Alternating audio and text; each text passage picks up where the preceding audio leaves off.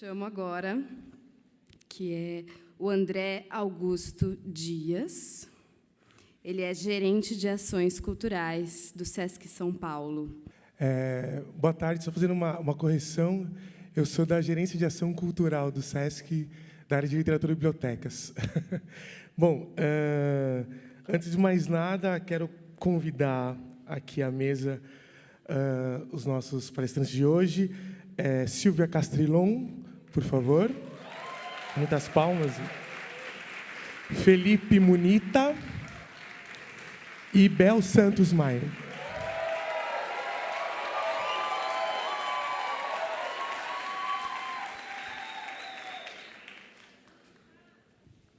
Bom, é uma grande alegria estar aqui hoje com pessoas tão importantes e significativas para a área da leitura. Brevemente apresentando Silvia, que é uma das mais renomadas estudiosas da área de bibliotecas, da leitura e da escrita, né, com trabalhos e consultorias com órgãos como a CELAC, como a Unesco, né, e com inúmeros livros, entre eles o Direito a Ler e o Direito a Ler e a Escrever. Bel Santos Maia é educadora social desde a adolescência, né, tem uma representatividade no Brasil, em São Paulo, muito significativa, né, coordenadora de projetos de direitos humanos do IBEAC e também uma das gestoras da rede Litera Sampa e também membro da Rede Nacional de Bibliotecas Comunitárias. E Felipe Munita, que é poeta, escritor, doutor em didática da língua e literatura pela Universidade Autônoma de Barcelona e tem como área de pesquisa, né, entre outras, a mediação de leitura, de educação literária e também da poesia infantil. A ideia, nesse primeiro momento, né, eu quero ler uma frase do Gabriel Garcia Marques, que eu acho que representa muito essa questão da comunidade, da mediação e como as coisas se interrelacionam. Quando ele, no contexto do Prêmio Nobel de Literatura em 82, ele, dando uma entrevista falando sobre 100 anos de solidão, ele diz o seguinte: cada linha de 100 anos de solidão tem o ponto de partida na realidade. Eu apenas forneço uma lente de aumento para os leitores entendê-la, né? No contexto do seu texto, da sua poesia, do seu pensamento, refletir uma identidade social da América Latina, né, com todas as suas instabilidades políticas, ditaduras, guerrilhas, repressões e exílios. Nesse contexto, a pergunta inicial aos convidados é: qual a ideia de comunidade na contemporaneidade e qual o sentido de convivência nos tempos atuais, nos tempos de hoje? Acho que Silvia pode começar.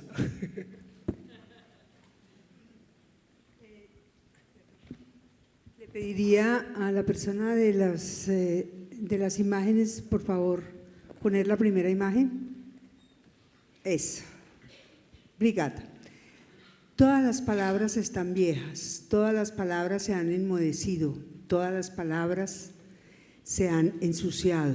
No sé con qué, acaso con tristeza, acaso con mentiras, acaso con el tiempo. Todas las palabras están sucias. Ya son basura las palabras, todas las palabras están muertas. Se han muerto envenenadas, se han muerto sedientas de verdad. ¿En qué boca se murieron primero? No me dicen ya nada las palabras. Esto lo escribió una mujer peruana, en el año de 1933 fue publicado el libro. Ella nació en 1903. Bueno, y un amigo español, hace muy poco, filósofo del lenguaje, muy conocido aquí por ustedes, Jorge La Rosa, dice que hay ciertas palabras que toca regalárselas al enemigo, que ya no las podemos usar, dejemos que el enemigo las use. Yo me resisto a abandonar en manos del enemigo esas palabras, palabras que forman parte de nuestra vida y sobre todo palabras que forman parte de nuestras luchas, de nuestra lucha que en suma es una lucha política. Prefiero trabajar para resignificar esas palabras, para darle, mejor dicho, para darle el sentido original a esas palabras. Y creo que ese trabajo se da en un trabajo con la comunidad, con otras personas, en un trabajo de lectura y escritura. Palabras, por ejemplo, como paz, democracia, libertad, ciudadanía, son palabras que ya significan muchas cosas o no significan nada.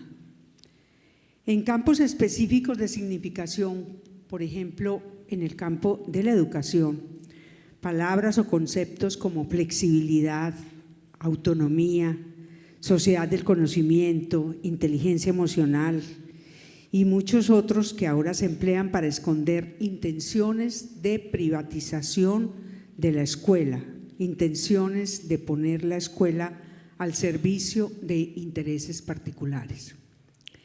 Esto ocurre con la palabra comunidad, que ahora se usa con fines particulares, cada cual según su propia conveniencia. Originalmente, esta palabra se refiere a grupos de personas que comparten un propósito común y trabajan juntas para conseguirlo, que disponen de bienes comunes, pero también que construyen esos bienes comunes conjuntamente con la comunidad. Es decir, son bienes públicos. Pero puesto que el tiempo de que se dispone en estos espacios es tan escaso, yo agradezco muchísimo que me den la posibilidad de proponerles a ustedes algunas lecturas. Es lo que vengo haciendo desde hace un tiempo con mis conferencias.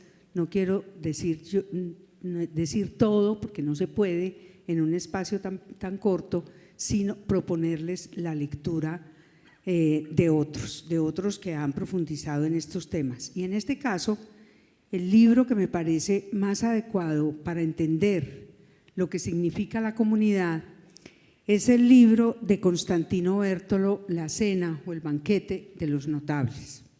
Es un libro al que yo agradezco profundamente a Dolores Prades habérmelo presentado hace un par de años, tal vez 2 años, 3 años, y que un libro que me emocionó tanto que yo dije, tenemos que publicar esto en Colombia, y que dio origen a una colección de ensayo dentro de la colección, dentro de Editorial Babel, Frontera Ensayo. Este libro me parece muy oportuno para entender el tema de la comunidad. Bértolo es un libro muy lúcido, es un libro muy bello, es un libro con un claro compromiso con la literatura y un claro compromiso con los lectores.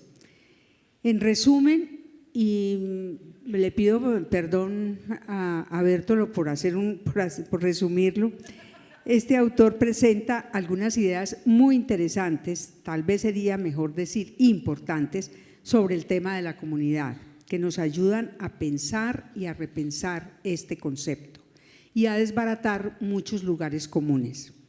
En primer lugar, dice Bértolo que el lenguaje, la palabra oral y la palabra escrita es una propiedad de la comunidad. Ha sido una propiedad de la comunidad y es la comunidad la que autoriza al rapsoda, a la persona que viene, al poeta, al juglar, le autoriza el uso de esas palabras. Autoriza el uso de esas palabras siempre y cuando ese uso que el juglar haga de esas palabras sea en bien de la comunidad. De lo contrario, no. El juglar no tiene esa autorización. Y eso ocurre hasta que algunas personas consideran desde algunos intereses privados que es posible apropiarse del lenguaje y apropiarse del lenguaje, de la literatura, del lenguaje oral y del lenguaje escrito, y convertir ese lenguaje en una mercancía que se compra y que se vende.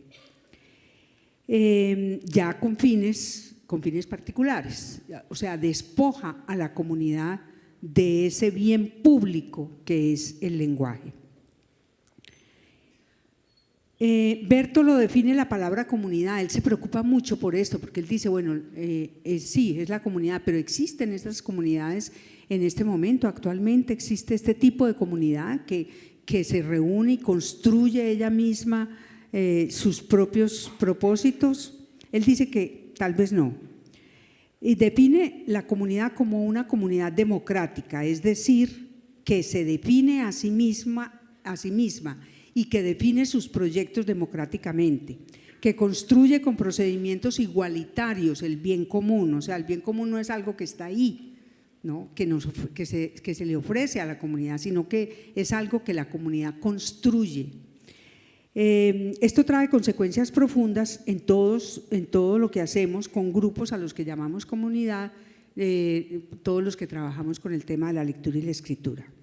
Hay 2 capítulos que tratan este tema, uno especialmente.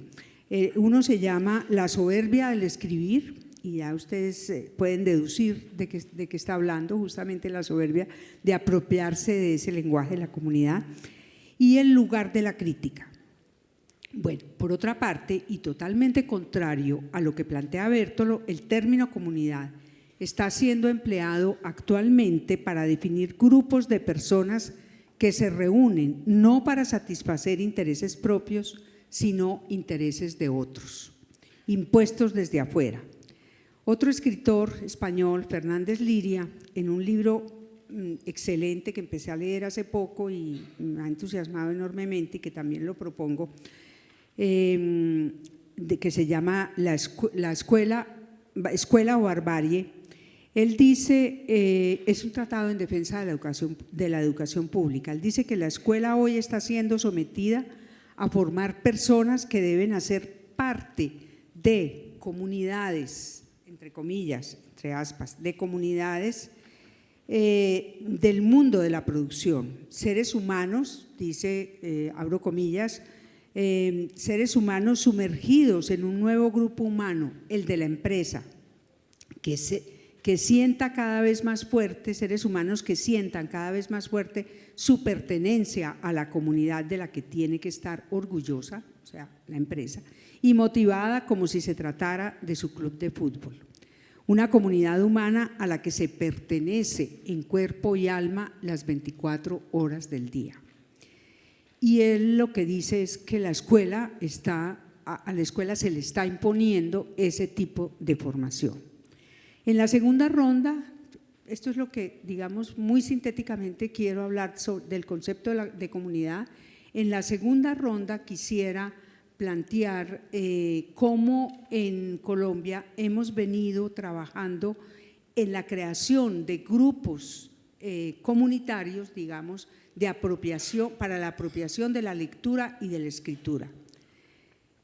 Antes de eso antes de terminar, quiero decir que en ese sentido quiero resaltar el discurso de Margarita en el sentido de la necesidad de esa apropiación tanto de la lectura como de la escritura, de lo cual hablaremos luego.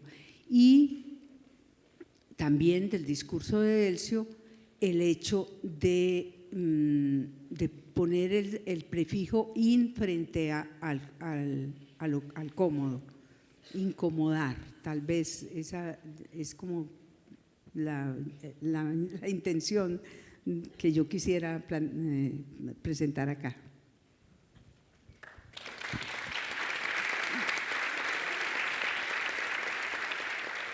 Bel? Vamos lá. Uma boa tarde a todas e todos. Eu quero agradecer muito essa oportunidade. Faz alguns dias que eu estou nervosa de estar aqui com a Sílvia, e aí todo mundo acha que é brincadeira. Faz parte, né, de uma conquista da nossa história enquanto bibliotecas comunitárias, poder sentar com com as nossas bibliografias. E isso é um privilégio conquistado. A gente conquistou que as nossas comunidades elas fossem uma comunidade não como exclusão, mas uma comunidade com vasos comunicantes, que nos fizessem chegar nas outras comunidades que antes estavam fechadas para nós. E é esse movimento das bibliotecas comunitárias que tem dado essas oportunidades únicas. Eu sou muito agradecida por estar aqui.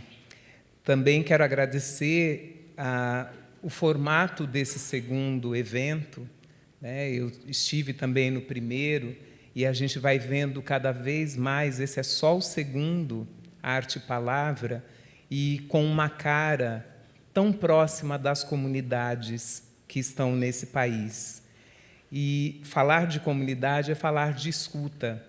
E eu quero agradecer muito às equipes que organizaram esse seminário, também a André, Felipe, que está aqui, e mais aos muitos cafés tomados com Dolores.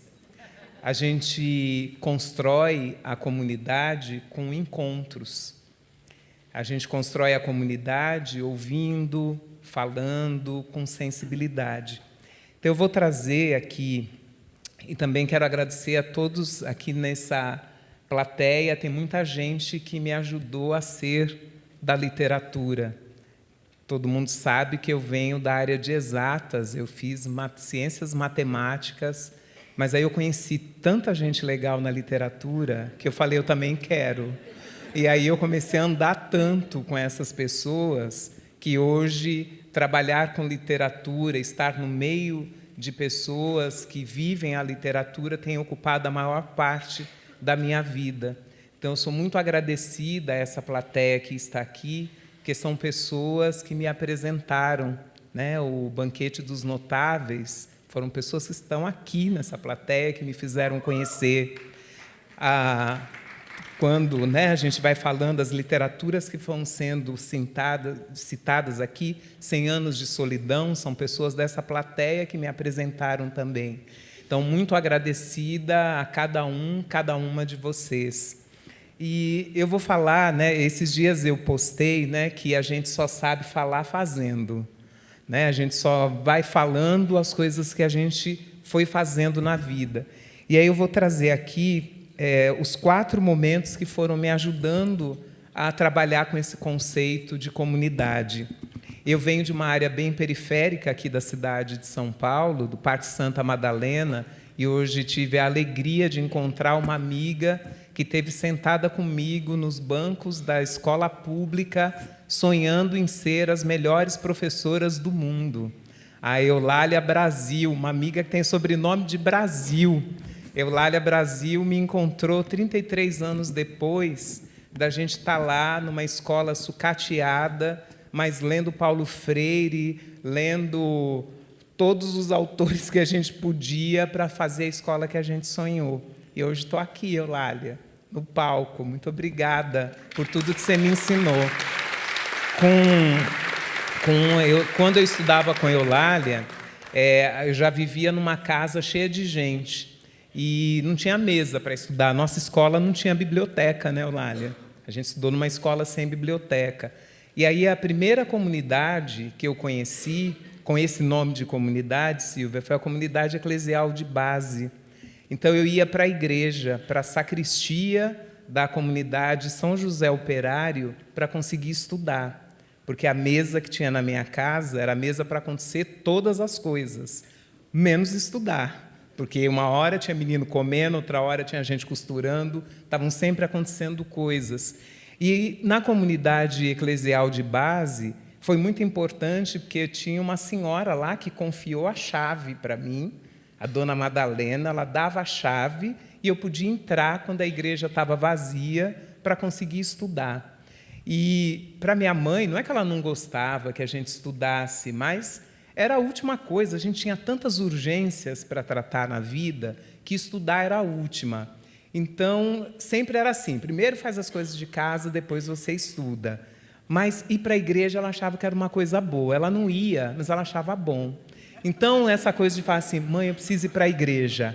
Ela falava, vai, toma cuidado. E aí eu ia para lá com Paulo Freire, né, com Guimarães Rosa, e ficava lá na capela da igreja podendo estudar. E aí, essa participação em comunidade me fez perceber que nem todo mundo estava dentro daquela comunidade. Era uma comunidade que tinha um sentido de exclusão. Então, lá éramos nós, né, os que liam, os que rezavam, os que queriam o paraíso, e tinha os outros que não entravam. E aí a gente começa a perceber que tem um pessoal que está fora da comunidade. Então, a primeira comunidade, que era tão legal, que era o lugar onde eu podia estudar, mas tinha um monte de gente que não entrava. Não existiam, tinham poucos negros, apesar de estar num bairro da periferia. O pessoal da favela, que hoje é chamado de comunidade, como sinônimo, o pessoal da favela não subia. E aí a gente começou a ir e encontrar outras comunidades. Um tempo depois, eu ganhei uma bolsa de estudos para ir para a Itália. E quando eu cheguei na Itália, eu era chamada de extracomunitária. E aí você encontra um outro sentido de comunidade. Porque quem eram os extracomunitários? Os estrangeiros. Eu estava lá como estrangeira e você era indicada como extracomunitário. E aí isso te faz pensar ainda mais nessa comunidade como sentido de exclusão, os que estão dentro e os que estão fora dela. Uma outra vivência como comunidade foi como educadora, que é uma coisa chocante, né? Como você traz aí no conceito. A gente chamava de comunidade escolar quem não era professor, quem não era gestor. Então, os outros eram comunidade. E o educador é quem dentro dessa história? Se a gente quer construir uma escola que tem a cara daquela comunidade, que está ali para dar respostas às questões da comunidade, eles são a comunidade e nós somos os outros, e aí você delimita o espaço do conselho, quais são os espaços que aquela comunidade pode falar. Então, ali também estava a comunidade sempre servindo para separar e não para incluir. Depois, a outra vivência, né, de comunidade, essa vivência que está nesse sentido, o vocabulário que se passou a chamar favelas de comunidades, né? Então, tem uma coisa aí, né, que tem algumas palavras que a gente só pode falar mesmo de dentro, não é porque está de fora, né? Então, se usou de forma muito pejorativa, favela, favelados, e aí depois se tentou encontrar aí uma palavra mais leve, comunidade, mas com a mesma carga pejorativa que se usava para favelado. Então, me emociona muito quando você fala que a gente tem que ressignificar as palavras, porque a gente não aceita que o outro destrua palavras que são tão importantes para nós. Então, quem está dentro da favela quer chamar de dentro de favela, mas é a gente que pode chamar e não o outro determinar, e a gente quer ser chamado de comunidade e não como uma forma pejorativa. E aí eu trago o sentido de comunidade que eu quero agradecer aos jovens mediadores de leitura de Parelheiros, às mães mobilizadoras, às sementeiras de direitos, que nos ajudaram a entender os sentidos de comunidade. Comunidade, para nós, em Parelheiros, né, 50 quilômetros do centro aqui da cidade, onde eu seria uma extracomunitária lá em Parelheiros, porque eu não nasci lá, eu venho de uma outra periferia, eu venho da Zona Leste. A Solano Trindade, que fez aqui o Islã, foi a primeira biblioteca comunitária que eu frequentei e que eu contribuí na criação junto com os jovens há 18 anos atrás. Foi a nossa primeira biblioteca comunitária. E quando eu vou para Parelheiros como extracomunitária, fora daquela comunidade, eu começo a aprender com aquelas pessoas que o fato de estar lá, tão esquecido, a 50 quilômetros do centro, fornecendo água para o centro da cidade de São Paulo, mas sem se importar com as pessoas que estão vivendo lá em volta daquela represa. Eu fui aprender com as pessoas de Parelheiros que o sentido de comunidade para a gente era esse sentido de uma represa aberta. A gente não aceitou ser represa. A gente quer ter né, caminhos, e a nossa biblioteca chama Caminhos da Leitura, caminhos que nos façam sair de lá para voltar. Porque, às vezes, quando a gente fala sair da comunidade, parece que a gente está fazendo uma fala migratória. A gente não saiu para encontrar o melhor, a gente saiu para encontrar esse universo letrado que nos negaram, para a gente voltar e fazer do nosso jeito dentro de Parelheiros. Eu aprendi com os mediadores de leitura, com as mães mobilizadoras, que acolher, que comunidade é a gente dividir tudo que tem para que ninguém fique sem. Comunidade, para a gente em Parelheiros, é a gente pegar tudo aquilo que a gente sabe e transformar para aqueles que ainda não sabem. O nosso primeiro trabalho, há 10 anos atrás, e aí é de novo falar fazendo, a gente pegou a Declaração Universal dos Direitos Humanos, os 30 artigos da Declaração, em setembro de 2008, e quando a gente conheceu aquilo, a gente falou, puxa vida, às vezes a polícia, quando batia nos meninos na rua, e alguém falava assim, cadê meus direitos humanos? Um dos meninos contou que ele pegou um taco de beisebol, falou, você quer direitos humanos? Escreveu, tinha um taco de beisebol escrito direitos humanos, e bateu nele na rua. Quando os meninos conheceram os direitos humanos, falaram, nossa, é isso? Dizer que a gente tem direito à vida, que a gente tem direito a trabalho, que a gente tem direito a lazer. É isso que escreveram, nunca mostraram para a gente. E aí a gente falou, agora que a gente aprendeu, o sentido de comunidade é aquilo que a gente aprende, a gente precisa partilhar com os outros. A gente reescreveu a Declaração dos Direitos Humanos até que a mãe da gente entendesse. E o que era escrever até a mãe da gente entender? Nós vínhamos de famílias não letradas, então a gente precisava escrever e desenhar. Sabe aquela expressão, quando a gente fica explicando as coisas que a pessoa não entende? Fala, quer que eu desenho? Em Parelheiros a gente desenhou mesmo. A gente desenhou, a gente espalhou no comércio, que a gente falou, como é que a gente vai conhecer esses direitos? A gente aprendeu que em comunidade a gente precisa cuidar um dos outros. Para a gente importa se tem alguém do lado de fora. Porque às vezes a comunidade fala, não, a gente vai no consenso e na maioria. E se a comunidade é o bem de todos, a gente precisa que nenhum fique de fora, nenhum a menos. Para a gente, tanto faz se a gente demora para chegar, mas a gente quer chegar junto. A gente entendeu que comunidade é andar, às vezes, devagar, mas todo mundo conseguir chegar junto. A gente aprendeu que a gente precisa cuidar. E aí a gente desenvolveu com um parceiro nosso, Tião Rocha, que alguns de vocês conhecem, a pedagogia do cafuné. O que é a pedagogia do cafuné? A gente precisa fazer tudo o que a gente pode para acolher o outro, né? Para quem não é do Brasil, cafuné é esse carinho que a gente dá aqui bem na nuca e que vai amolecendo a gente. A pedagogia do cafuné tem que ser essa pedagogia que a gente pega, explica, mastiga, repete, até que todo mundo entende, até que aquilo pertence para todo mundo. Na nossa comunidade, às vezes, alguns de nós viram estrelas, né? Alguns de nós fica mais aplaudido que os outros, alguns de nós é mais chamado que os outros. E aí a gente aprendeu com as mulheres negras que um outro conceito de comunidade é, alguns de nós vai fazer mais sucesso, ele sobe, uma sobe e puxa a outra. Então, sempre que a gente vai para os eventos, eu lembro que em Arte Palavra 1, eu falei muito emocionada das sementeiras, né, das mães mobilizadoras que estavam na plateia e que estavam pela primeira vez num seminário. Elas nunca tinham entrado num teatro. Há 10 anos atrás, os jovens mediadores de leitura também tinham ido pela primeira vez num seminário de literatura e leitura. E, no intervalo, um deles falou assim, eu não estou entendendo quase nada. A gente falou, anota que depois a gente lê de novo para a gente entender.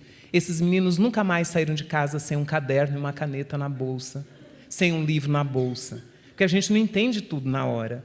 Então, a gente aprendeu que a gente anota e depois a gente conversa para entender. E se uma sobe e puxa a outra, cada vez que a gente vai para um lugar que a gente conhece, a gente dá um jeito de trazer mais um. A gente dá um jeito de carregar mais um. Porque a gente não quer brilhar sozinho. Só tem graça se a gente brilha junto.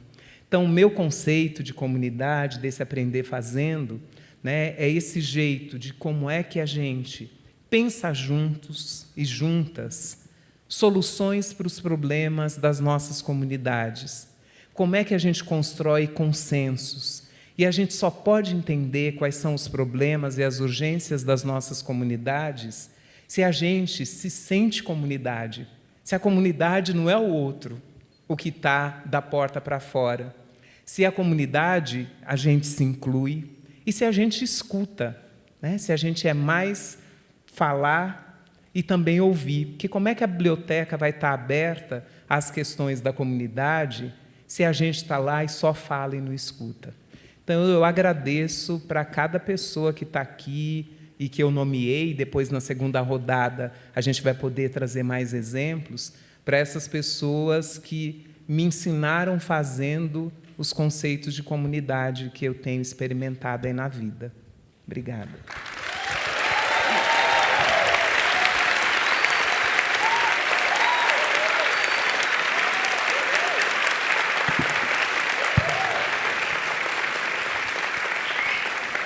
Felipe. Muito obrigado, boa tarde todo mundo. Muito obrigado a Dolores e ao equipo do seminário pelo convite e especialmente pela oportunidade maravilhosa de estar aqui compartilhando com vocês e pela sua presença também. Eu quisiera tomar como punto de partida de mi primera intervención algo que ha dicho Bel, y es esta idea de falar de comunidade e falar de escuta. Y la relaciono con una idea del filósofo chileno Humberto Maturana, que dice, escucho en la medida en que pienso al otro como un legítimo otro, ¿no? Escucho en la medida en que hago visible al otro, ¿no? Para mí, aun cuando está en un discurso totalmente opuesto, quizás, a mi propio discurso, ¿sí? Y ese es un aprendizaje de escucha, ¿no? Porque si escucho solo a los que tienen un discurso muy parecido al mío, lo que va aconteciendo es lo que vemos en los discursos políticos globales hoy, ¿no? Que es una progresiva polarización, donde hay cada vez más discursos en las antípodas y cada vez menos discursos en los espacios intermedios, ¿no? Donde muchas veces está la escucha de manera mucho más clara, ¿no? Por lo tanto, a mí me parece que esta primera pregunta que nos lanzó André, de qué es comunidad y qué es convivencia para ti hoy, ¿no? En un mundo en el que los discursos políticos especialmente se van polarizando progresivamente. Pues una primera y bella respuesta la ha dado Bel, ¿no? Falar de comunidade es falar de escuta, pero escucho al otro en la medida en que intento comprender las lógicas internas del pensamiento del otro.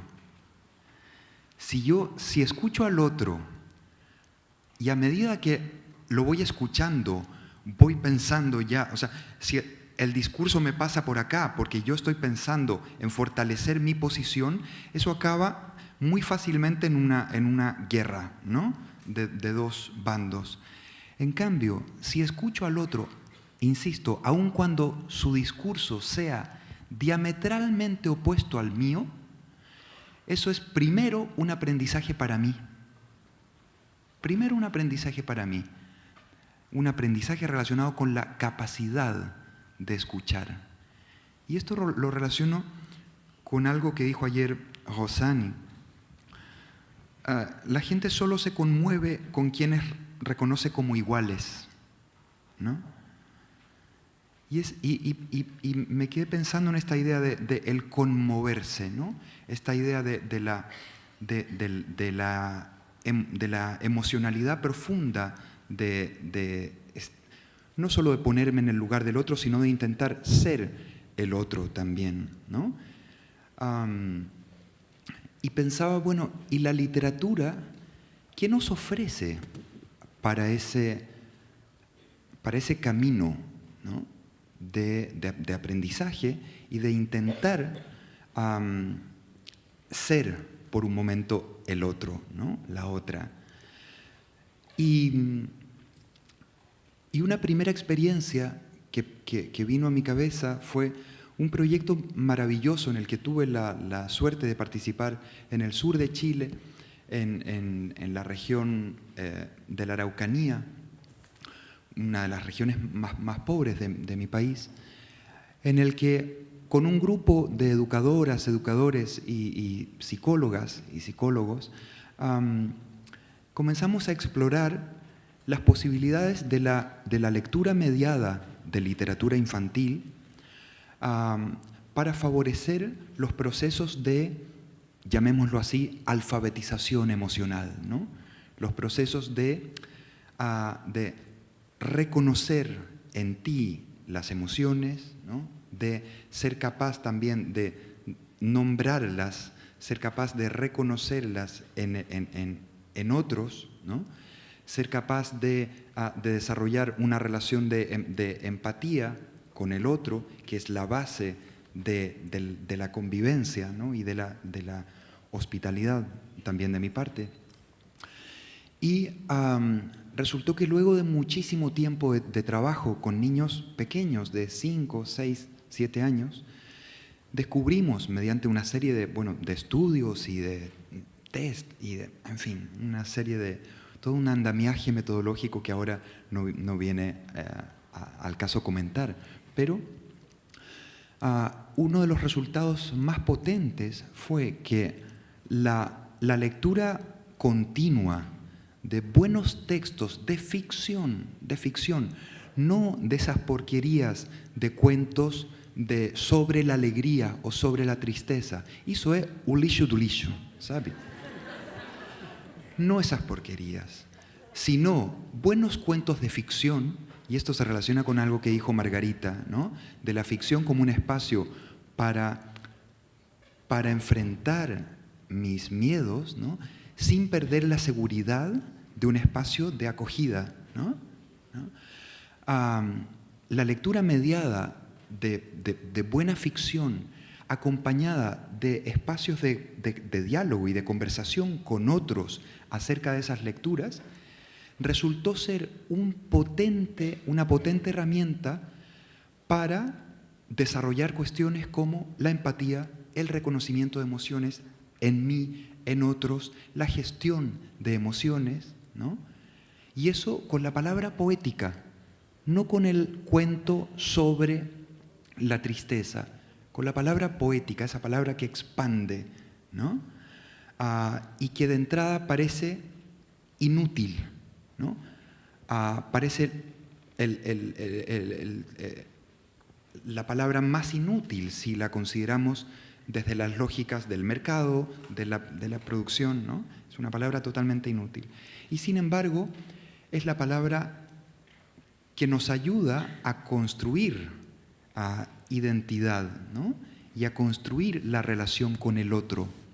Porque aquí volvemos a la idea de la escucha, ¿no? La relación con el otro y la convivencia, la comunidad, se construye a través del lenguaje, en el lenguaje, ¿no? Y eso lo sabemos desde las propuestas de la ontología del lenguaje, ¿no? Esta idea de que el lenguaje no solo habla de la realidad, sino también la construye, ¿no?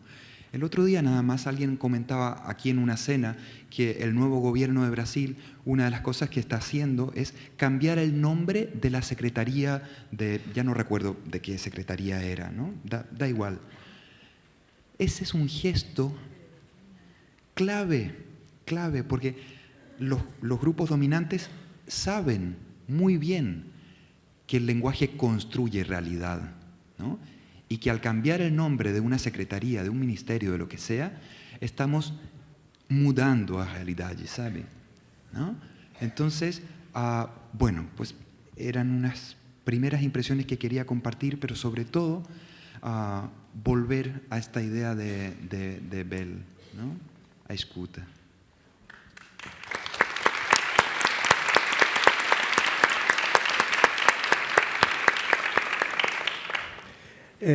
Um ponto comum dos convidados aqui é essa questão do fazer, o fato de todos serem professores, de terem tido experiências, né, em escolas, em bibliotecas, né, do ponto de vista teórico, do ponto de vista prático, do ponto de vista da relação com o outro, né, do afeto. Então, a ideia agora seria que eles falassem um pouco de experiências concretas, de projetos que eles vivenciaram nas comunidades, nas salas de aula, enfim, nas pesquisas, e trazer um pouco para a gente, né, como isso se deu, enfim, do ponto de vista profissional, do ponto de vista pessoal, né, essa relação. Acho que Silvia pode começar de novo. Bueno, mi experiencia es muy larga.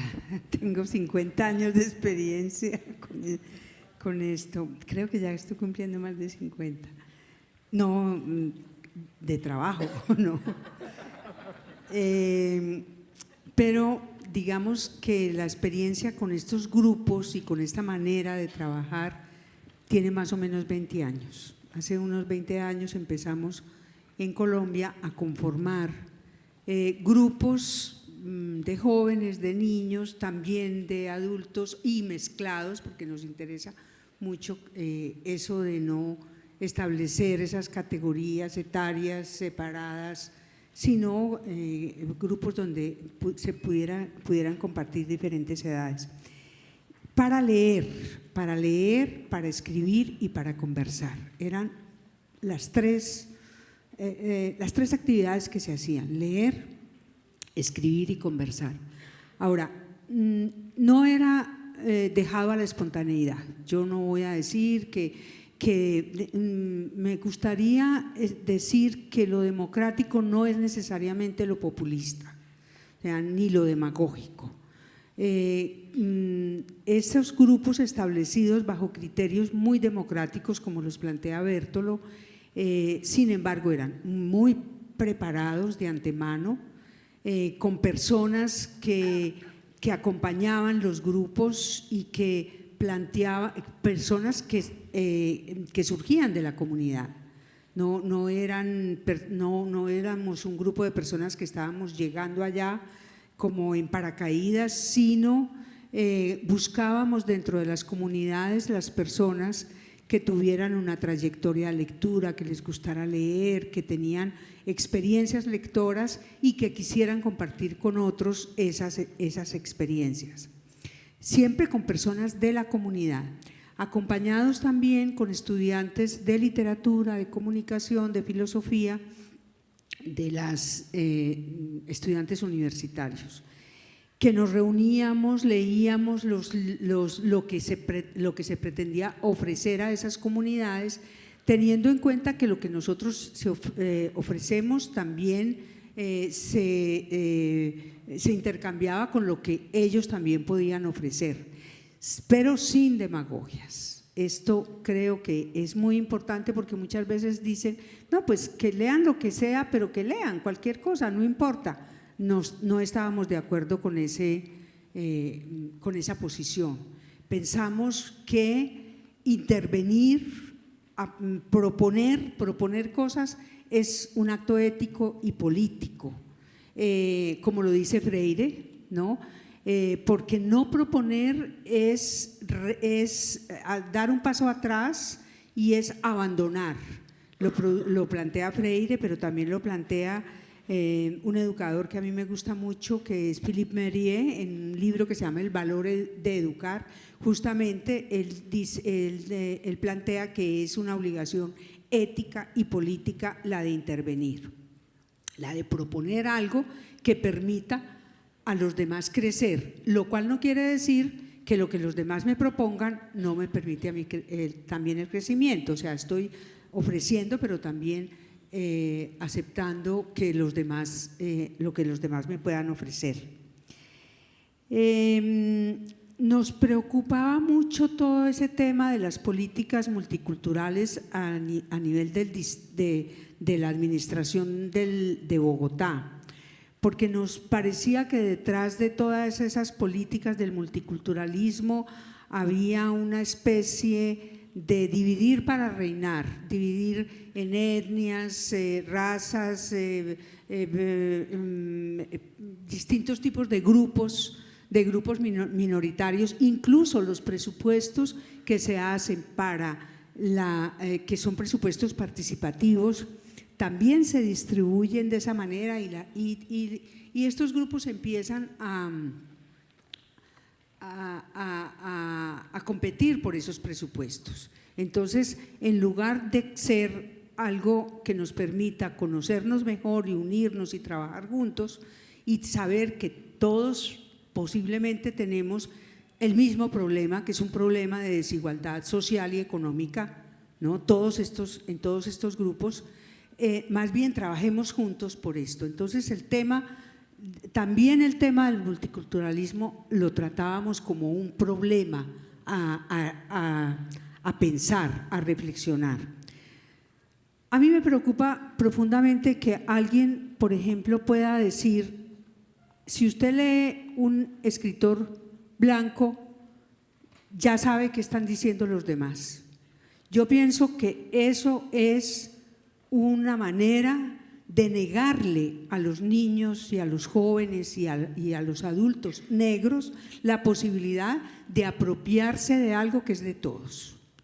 Y en eso coincido con la manera como lo planteó Margarita, es pues el apropiarse de la literatura universal es apropiarse de distintas manifestaciones de esa cultura universal. Puede ser negra, puede ser blanca, puede ser judía, puede ser india, puede ser, no sé, pero eso nos parecía importante. La otra, por último, la otra cosa, privilegiamos la literatura. Es más, empezamos a producir algunos textos que se compartían también en los grupos. En esos textos publicamos el texto de El derecho a la literatura de Antonio Cándido, porque nos parece un texto básico, fundamental. Y ahí justamente él plantea eso, el derecho a apropiarse de la literatura universal, digámoslo entre comillas, pues, pero bueno, no entro a definir eso, pero bueno, pero no solamente leíamos literatura, o sea, nos parece también importante y sobre todo ahora en un momento en que la escuela está abandonando el conocimiento, digámoslo así, por unas competencias que son competencias laborales en donde no se necesita que la gente aprenda ni sepa ni filosofía, ni historia, ni geografía, incluso ni ciencias, ¿no? Porque las ciencias también a ese nivel se están abandonando y los abandona la escuela. Entonces nos parece que la lectura de todo tipo de textos científicos, literarios, con privilegio del literario, pero filosóficos y textos políticos también, porque se trataba de compartir, conversar, analizar. Por otra parte, por último, estos grupos de lectura se constituyeron como grupos locales, consejos locales de lectura y escritura, o sea, tenían también algunos de ellos, no todos, funciones políticas dentro de su territorio. Funciones políticas, que era la de impulsar la formulación de políticas públicas de lectura. Por eso, por ejemplo, ahí en Bogotá se impulsó la creación de una política de lectura y escritura, pero también acompañar a la administración pública en el cumplimiento de esa política y también intervenir en la evaluación de esa política. Y en esos grupos, que eran consejos locales de lectura y escritura, participaban todos, de todas las edades. Pero quiero decir que los que más participaban ahí eran los jóvenes. Creo que con más ganas de que la situación cambiara, se modificara. Entonces, tenían esa función de lectura, escritura, de promover la lectura, pero también una función claramente política.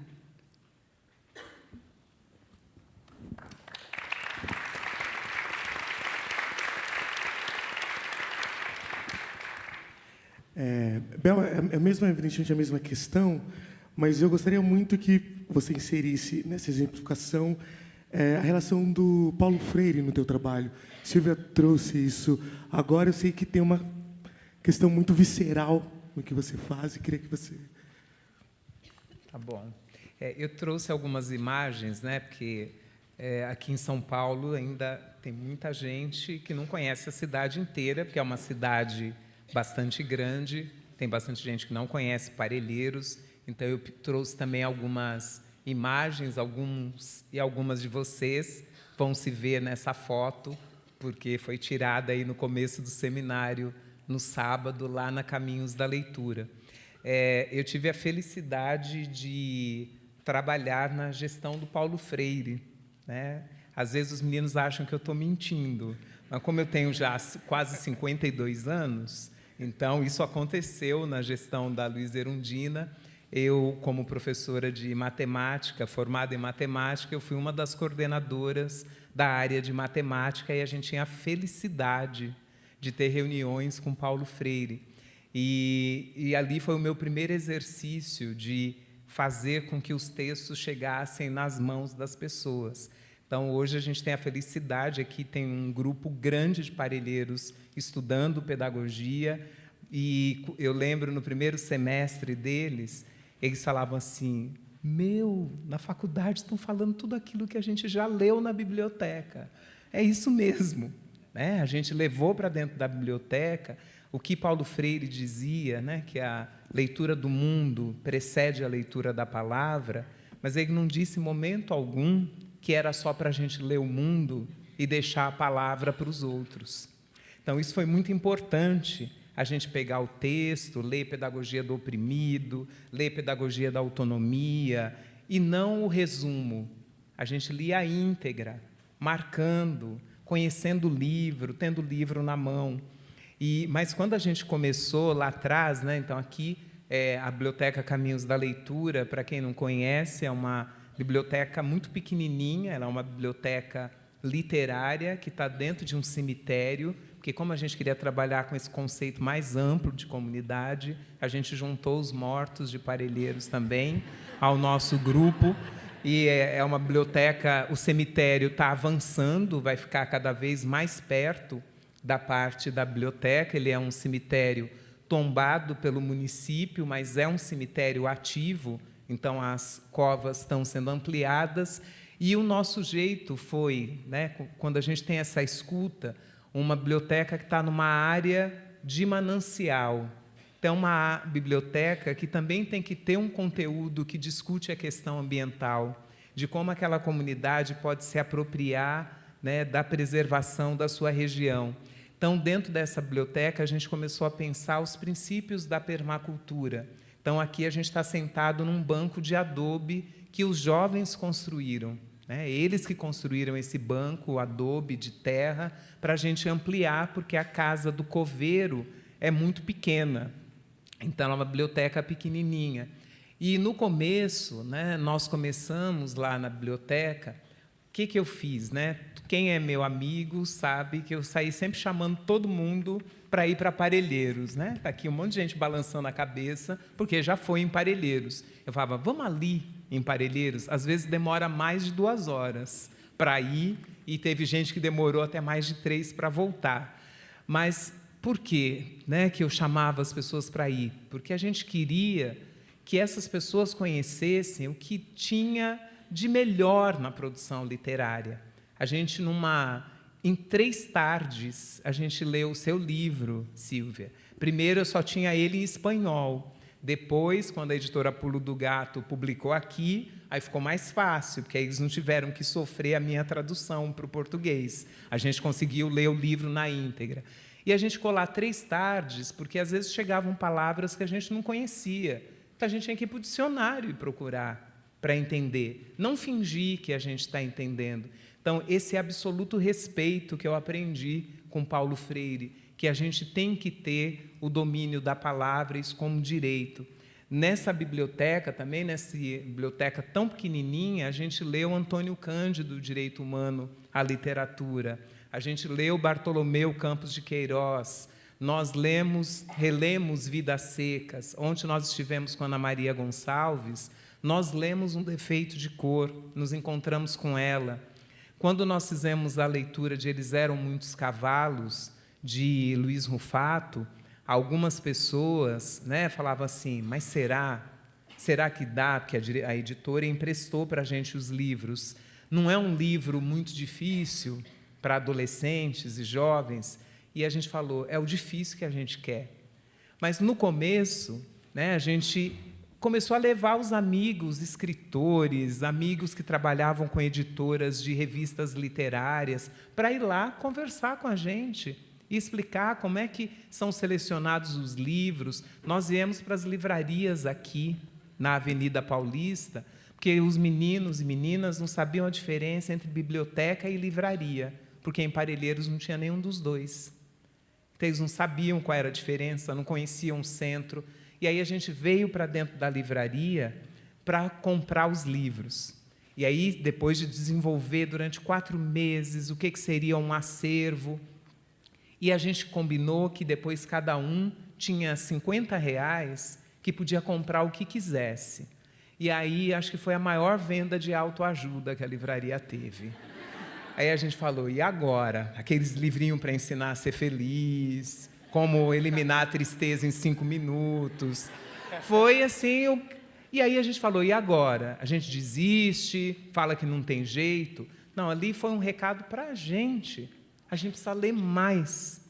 É um motivo para a gente ler mais ainda, para a gente conhecer mais, e aí a gente investiu nessa ida em eventos, participação em eventos, e hoje, né, o que a gente vive, que é até o meu assunto no mestrado, eu estou estudando como é que uma biblioteca comunitária, né, que hoje faz parte de uma rede dentro da cidade, de uma rede nacional, como é que uma biblioteca que estava invisível, num bairro invisível, hoje a gente vai ainda atrás dos autores que a gente gosta, admira, né, Sara? E aí a gente chama, a Sara Bertrand já esteve lá conosco, a gente convida, chama, vem conversar com a gente. Mas hoje a gente tem vários autores que publicam seus livros e escrevem para a gente. E fala, olha, quer que a gente vá lá conversar? Porque o que um autor quer? Ser lido. E em Parelheiros tem gente que lê de tudo. Aí tem uma segunda imagem, ainda tem uns 5 minutinhos, que o que a gente tem feito também é integrar a literatura com as outras artes. Então, ir a museus, ir a exposições, né? Amanhã a gente vai estar com o Fred Gonçalves falando sobre arte e literatura. E a gente começou a fazer isso aqui também, lá na Caminhos da Leitura, parceria com o museu. Aqui é uma imagem, a gente está no Museu Afro Brasil, numa exposição à escritora Carolina Maria de Jesus.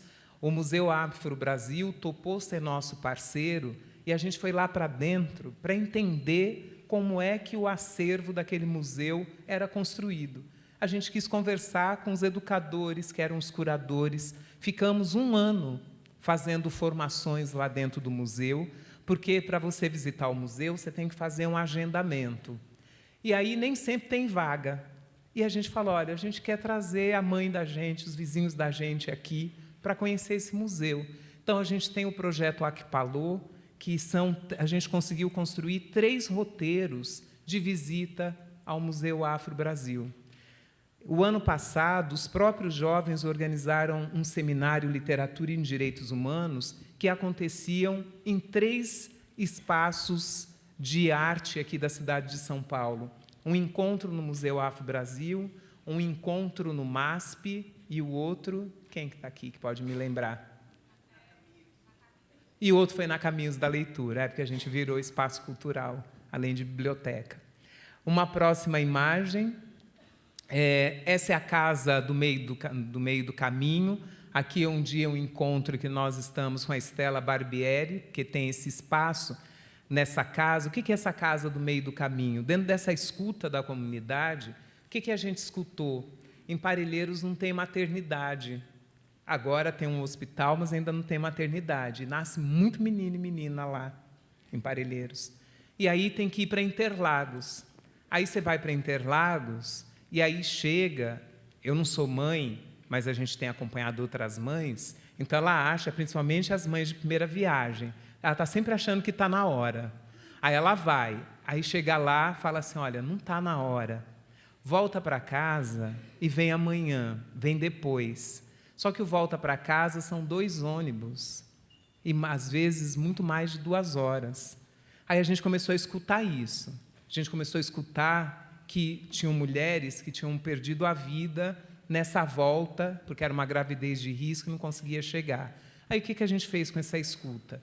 Começou a procurar lugares que poderiam receber essa mulher do lado do hospital até o momento do bebê nascer. Aí a gente não conseguiu, porque as pessoas acham que quem mora em Parelheiros não tem muita confiança. Então, o jeito foi criar uma casa. Ela chama No Meio do Caminho Tinha uma Casa, porque a gente vê literatura em tudo. No meio do caminho tinha uma casa, ela está no meio do caminho entre a maternidade, na verdade, bem do ladinho, e mais no meio do caminho da casa dessas mulheres. E a gente começou a fazer o que a gente mais sabe, que é ler. E levamos literatura para dentro da maternidade. E aí a gente criou lá dentro uma maternidade literária. Deve estar aqui a Flávia, a Val, que é quem tem tocado isso. Nos vários andares da maternidade, hoje tem livros, algibeiras com literatura. E aí, nesses encontros literários com os profissionais, foi se contando esse poder que a literatura tem de acolher. Então, hoje a gente tem essa casa, e a Estela foi lá inaugurar com a gente, porque toda criança de Parelheiros recebe o Quero Colo nas casas, né, o livro que ela publicou, mas a gente tem um sonho, né, Dolores, de criar o primeiro livro das crianças de Parelheiros, para ela sair da maternidade com um livro que tem as carinhas das crianças de Parelheiros, poesias feitas pelos jovens, pelas mães de Parelheiros, e já o seu endereço para chegar na biblioteca. A gente tem aí uma história bonita. No terceiro Arte e Palavra, a gente conta. E, por último, na plateia eu conto, não estou me convidando para estar no palco de novo, não. Né? Super oferecida.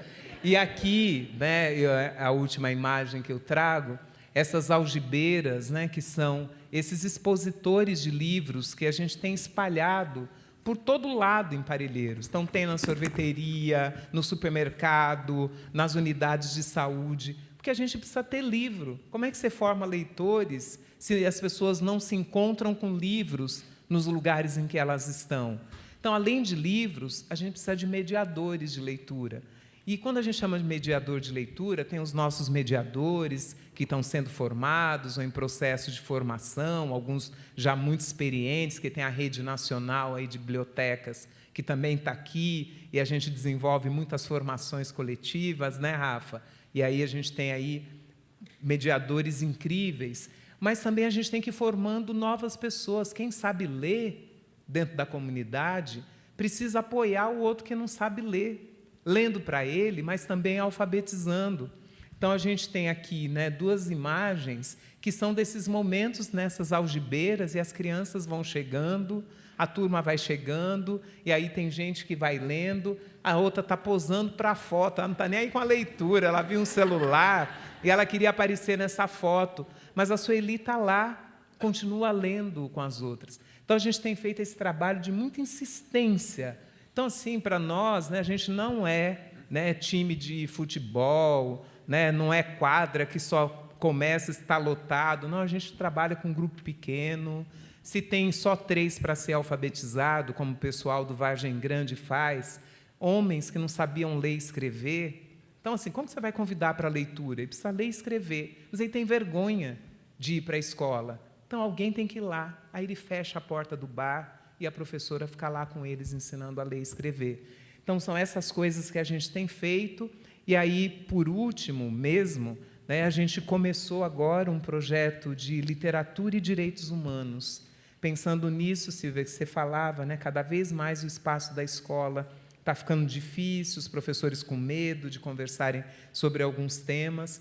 E o projeto Literatura em Direitos Humanos é um projeto no qual 20 jovens vão passar aí o ano lendo. Eles recebem uma bolsa de apoio para ler.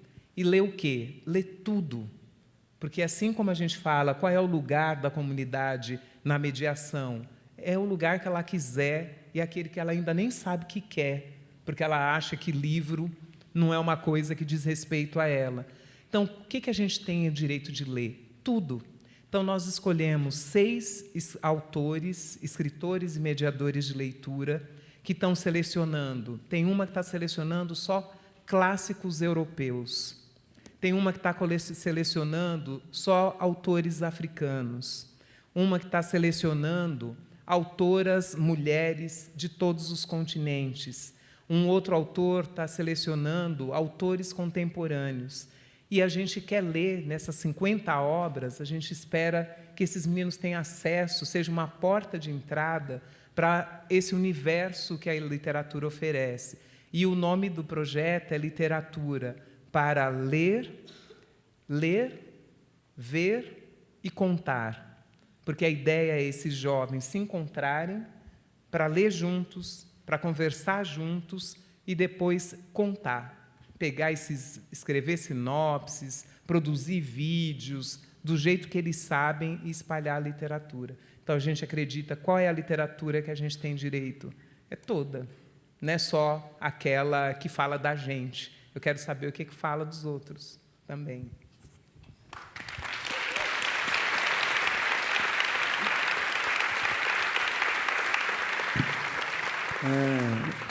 Para o Felipe, eu também queria acrescentar aí uma questão no exemplo que ele vai trazer, mas de um dos trabalhos que ele realizou numa escola no Chile, não me recordo agora, mas que estava justamente relacionado à questão do ambiente familiar, da leitura, das experiências que as crianças têm, coletiva, com família, com o irmão, com os pais, e de como isso influencia no desenvolvimento e desperta para a leitura, desperta para decodificar as coisas, sem necessariamente estar na escola.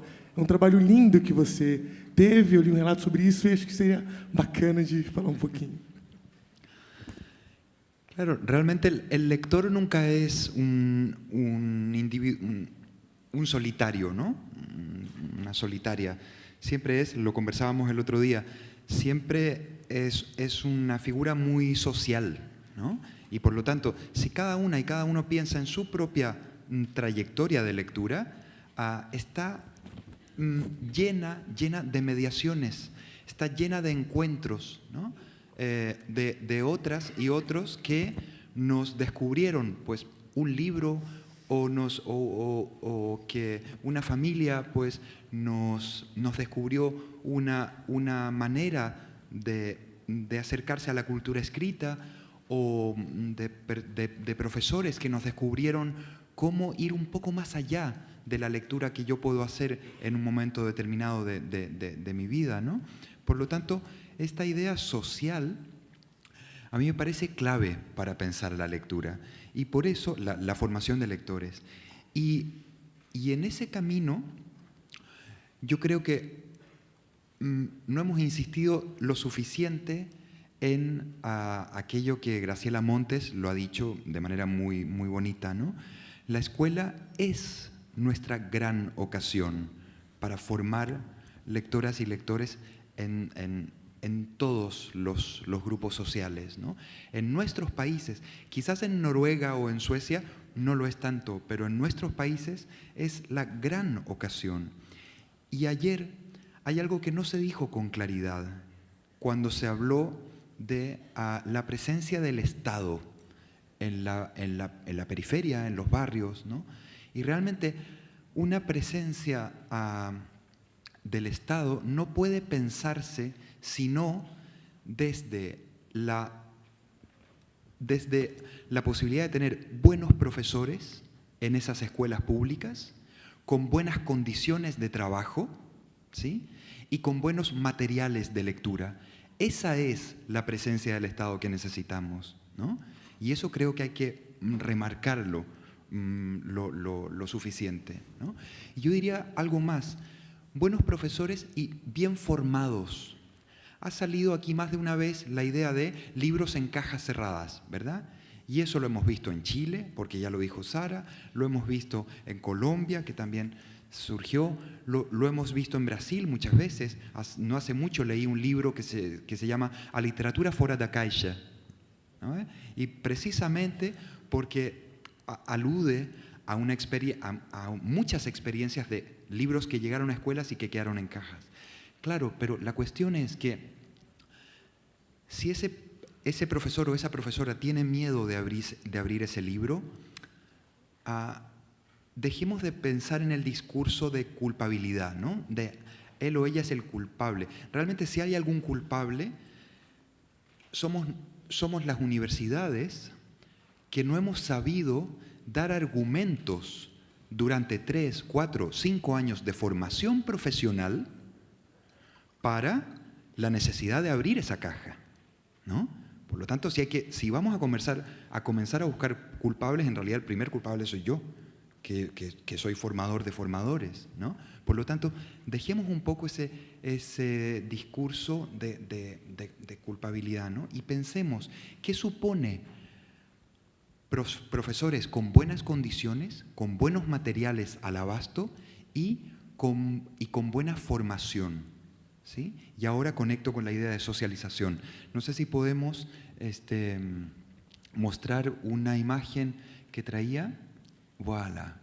En una escuela en el sur de Chile en la que tuve la suerte de trabajar, en la comuna de Panguipulli, en la precordillera del sur de Chile, la zona de lagos, hacíamos habitualmente espacios así, de socialización de una misma lectura realizada al interior de los grupos, ¿no? Y luego discusiones literarias a partir de esa lectura, ¿no? Pero fíjense que aquí hay algo que es clave y la llave me la diste tú, Silvia, cuando dices intervenir como acto político y como acto necesario. Bueno, pues nos la da Freire, pero tú has sido la mediadora para llegar a Freire, ¿no?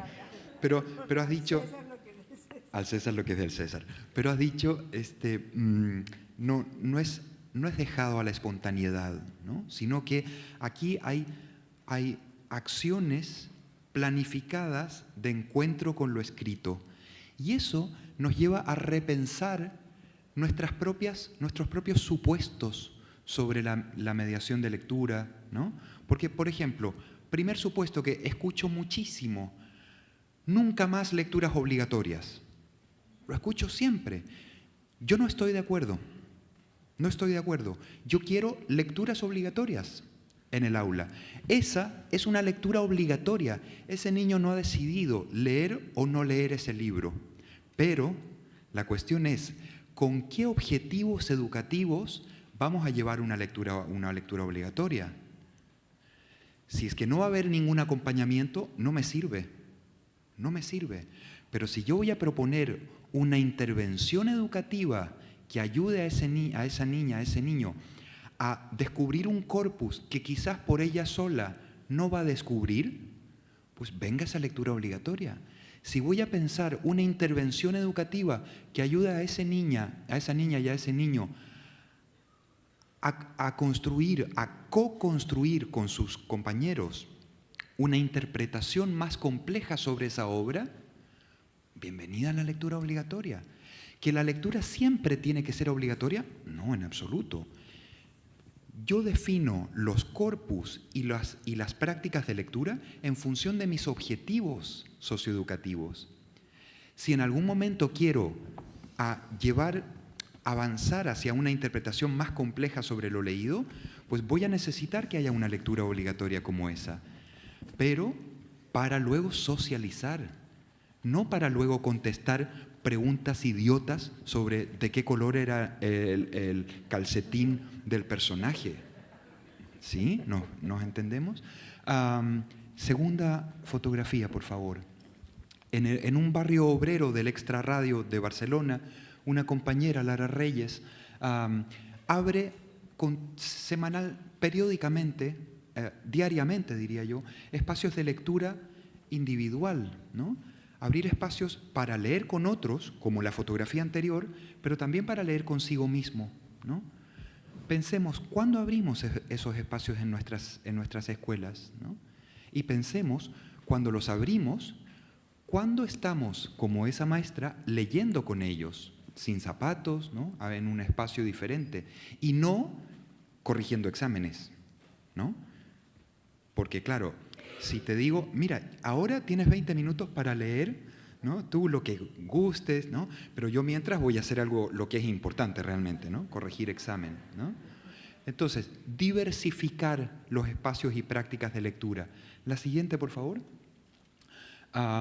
Leer para compartir lo leído. Esta docente, Lara Reyes, abre espacios cada viernes.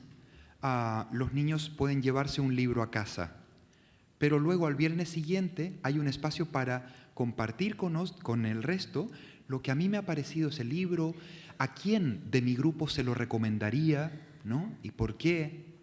Eso es un paso para construir comunidad, ¿no? Estamos construyendo marcos de referencia compartidos, ¿no? Literatura fora da caixa, ¿no? Aquí los libros están pues fuera de las cajas, pero porque ha habido una maestra bien formada, ¿no? Por lo tanto, la presencia del Estado supone, primero de todo, docentes bien formados, asegurar esa formación de manera de que sean docentes que puedan pensar intervenciones educativas potentes, ¿no? Que puedan diversificar las prácticas de lectura, que puedan sacar a los materiales, porque cada vez más tenemos más materiales. Es cierto que en nuestros países todavía es un problema el acceso, pero lo es cada vez menos. No estoy diciendo que haya libros para todas y todos, no, todavía no, pero es cada vez menos.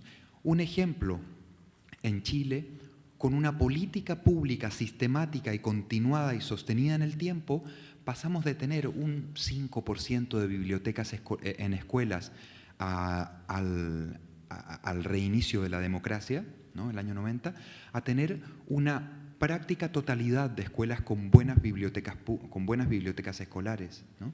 Eso es una política pública que no ha dependido de un gobierno o de otro, sino de un equipo que trabajó de manera continua, sistemática y que creyó en la necesidad de dar acceso a los libros.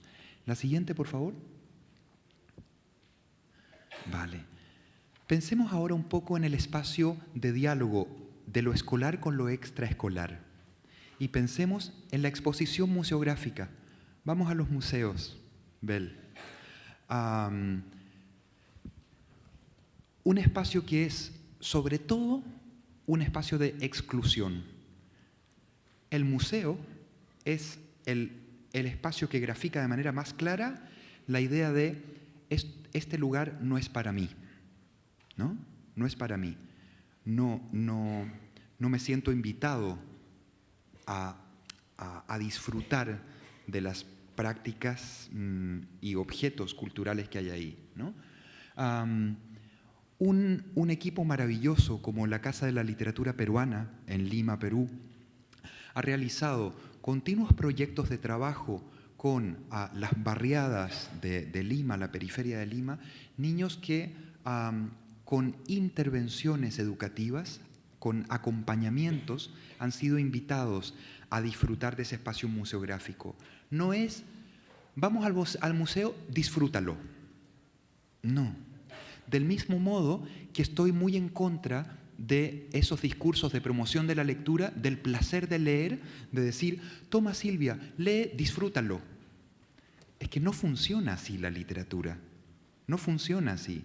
Funciona en la medida en que pensamos procesos de acompañamiento también de ese lector o esa lectora que por causas biográficas, sociales, económicas, no han sido invitadas, no se han sentido invitadas al mundo de la cultura escrita, ¿no? Porque lo que ahí está sucediendo en realidad es un proceso de exclusión. Porque si Silvia ha vivido toda su vida en un entorno familiar rodeado de lecturas, ¿no?, probablemente le será más fácil disfrutar de esa lectura si yo le digo, toma Silvia, lee y disfruta, que si yo te paso a ti, André, un libro y tú nunca has visto a nadie leer, nunca has tenido un entorno familiar y social donde la cultura escrita sea algo cotidiano. Te voy a pasar el libro y va a ser, ¿y esto qué es?, ¿no? Favorecer entonces ese puente, ese proceso de acompañamiento. Pasemos, por favor. La siguiente. ¿Sí? ¿Estamos conectados? ¿Hola? Sí, gracias. Sí. Por lo tanto, visitas guiadas que en los laboratorios de investigación creativa de la Casa de la Literatura Peruana proponen procesos de acompañamiento, ¿no?, de descubrimiento de lo que allí está expuesto, pero además de creación y de diálogo sobre aquello que está expuesto. La siguiente, por favor. Por ejemplo, la posibilidad de yo, alumno de 10, 11 años, dialogar con una poeta como Blanca Varela, ¿no?, o con Arguedas, y dialogar con textos que han sido escritos por esos grandes escritores de la literatura peruana y frente a los cuales yo también puedo crear un texto que de una manera u otra dialogue con los textos de ellos, ¿no? La siguiente, por favor. O, por ejemplo, algo que me contaban las mediadoras de la Casa de la Literatura Peruana, que había sido increíble, es que los niños no creían que Blanca Varela, la poeta de la exposición, tachara. Porque para los niños un escritor es aquel que se sienta, escribe su libro y se terminó, ya está. Esto de corregir, revisar, tachar, borrar, no lo tenían muy claro, ¿no? Y en cambio vieron que Blanca Varela, su proceso de escritura es a partir de rayar, tachar, cambiar, y luego hubo un proceso de escritura creativa a partir del procedimiento de Blanca Varela, ¿no? Y vemos cómo los niños tacharon de los poemas de Blanca Varela las palabras que ellos querían y las cambiaban por otras que a ellos les hacían sentido, ¿no? Es que eso es pensar propuestas de intervención para acompañar la cultura escrita, ¿no?, para acompañar la apropiación de la cultura escrita. Y no, hey, mira, te muestro este poema de Blanca Varela, disfrútalo, ¿no? Y para terminar, cómo a partir de, de versos de los poetas como Blanca Varela y de las propias palabras de los sujetos participantes en los procesos en el laboratorio de investigación creativa, se creaban poemas, ¿no? Un poema creado a partir de mi palabra en diálogo con las de Blanca Varela, con las de Arguedas, ¿no?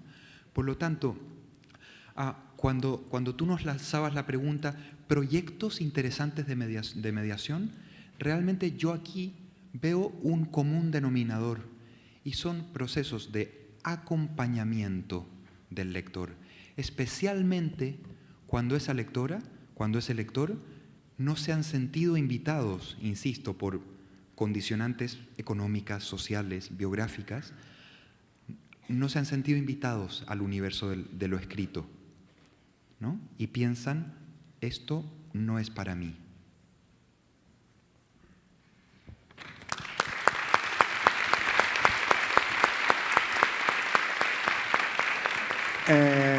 Temos apenas, já passamos, na verdade, os 5 minutos finais, assim, estamos bem no adiantado da hora. Então, eu vou pedir aos convidados que façam considerações finais breves aqui e em outras oportunidades que teremos, e mesmo amanhã, depois a gente consegue avançar nas 2 questões que chegaram, que estão até mais direcionadas a Abel, mas eu acho que vale, nesse momento, ter essas palavras finais dos convidados e depois a gente segue conversando, individualmente encaminharemos a Abel essas questões. Acho que, Silvia, considerações finais? A ver, yo quisiera agregar algo a lo que dice Felipe.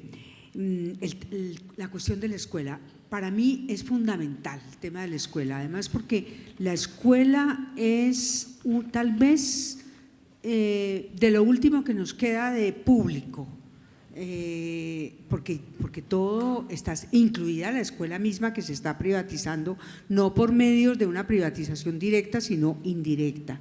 O sea, se está privatizando de manera indirecta, haciendo que la escuela responda a intereses que no son públicos, sino privados.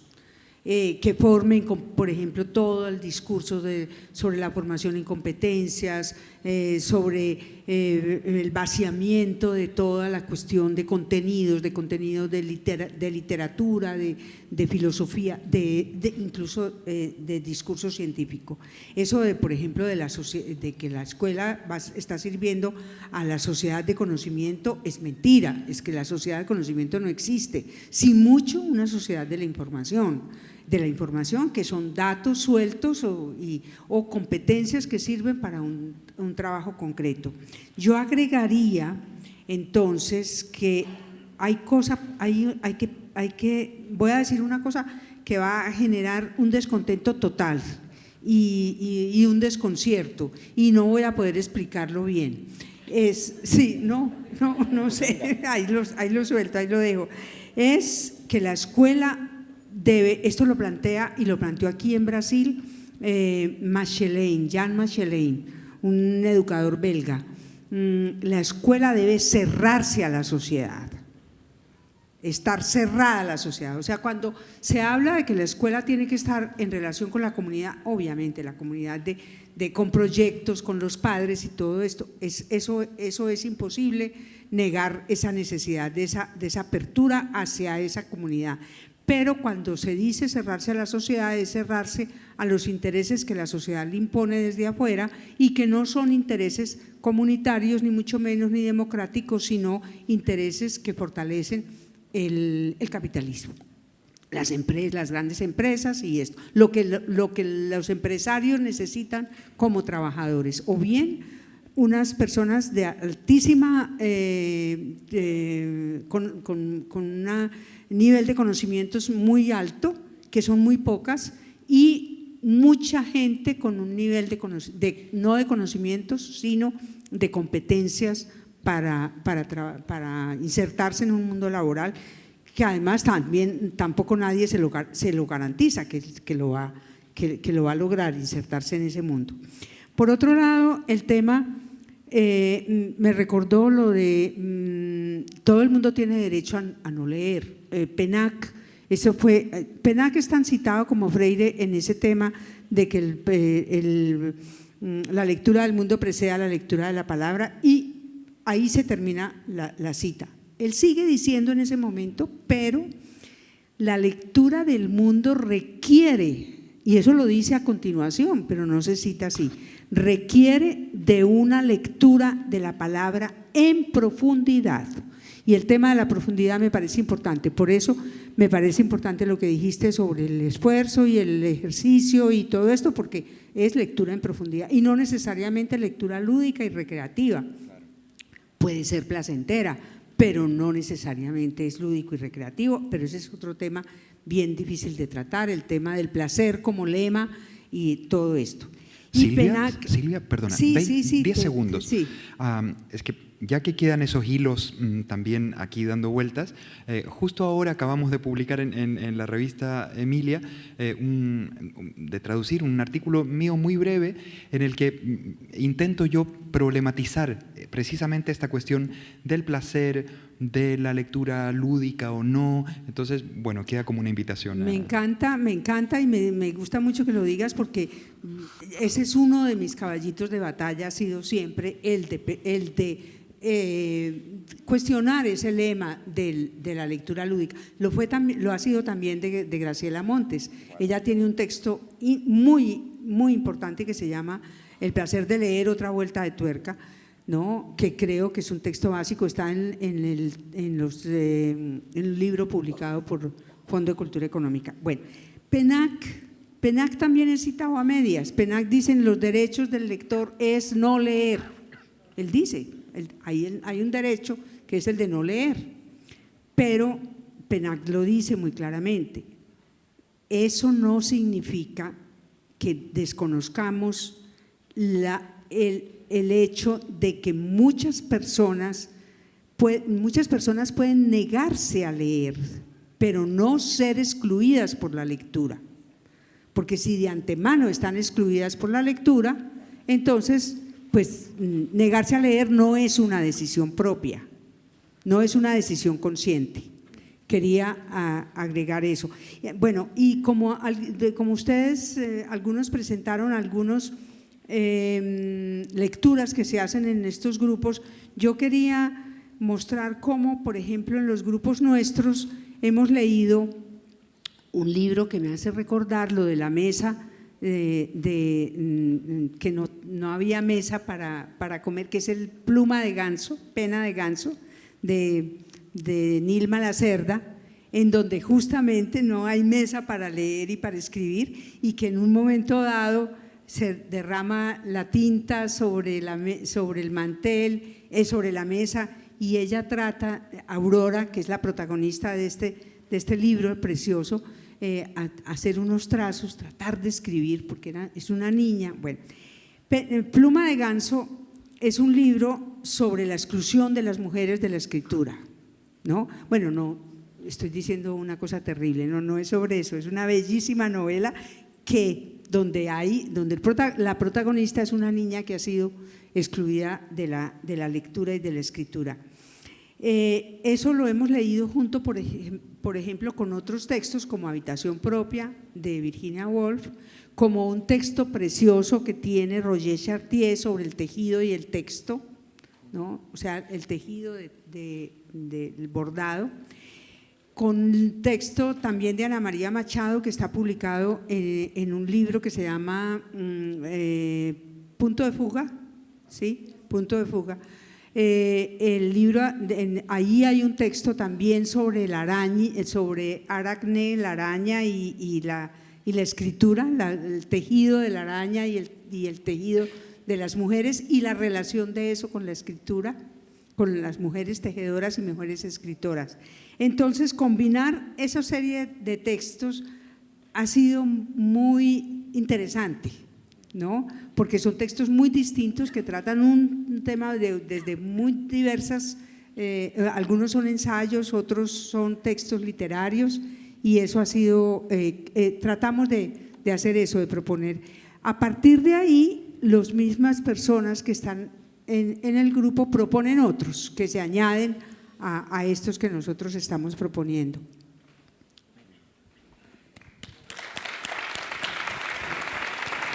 Bel, considerações?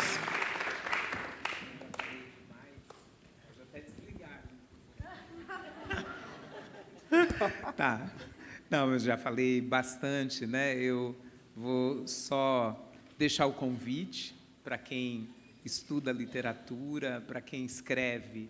Nós temos um grupo que deseja aprender mais, então estamos lá fazendo parcerias para estudo, para aprofundamentos literários. E aí a minha última mensagem, eu tenho um marcador de página que eu adoro, que eu ganhei de uma amiga de Portugal, que fala assim: vai para a biblioteca que isso passa. Então, vamos para a biblioteca também, gente.